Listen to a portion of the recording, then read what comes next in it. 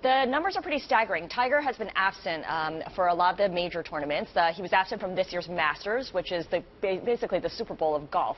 And you really see it in the TV ratings. TV ratings for 2014, the final round, 7.8. That means 7.8% of U.S. households tuned in. That is the lowest since 1957 and down a quarter from the previous year. So clearly golf just isn't the same without Tiger. He also missed the U.S. Open earlier this year as well. So we saw the resale value of U.S. Open passes plummet by almost half to about $540 from the previous year's $1,000.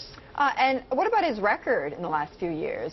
Yeah, that's been very interesting because if you look at how he's done in 2012, 2013, he's won 8 tournaments. These are not majors, these are just tournaments. In 2014, it's been one big goose egg, so certainly he'll look to change that up this time around.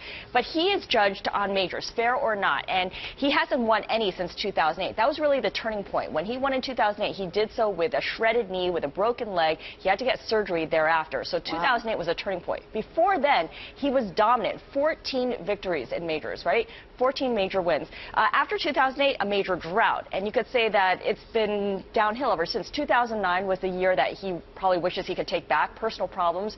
You remember the Escalade and the girls and the dispute with his wife and the reports of cheating. All of that, yeah. So it had been downhill ever since. Now, in terms of tournaments that Tiger won, again, in the last 2 years, 8, but majors, a big goose egg. So doesn't that affect, because wasn't he one of the highest paid players? I mean, doesn't that affect his earnings? It does. In terms of career money list, the money that he earns from tournaments, he's done fairly well at $110 million. So he is #1, doing better than Phil Mickelson, who has pocketed $74 million. In fact, 48% more.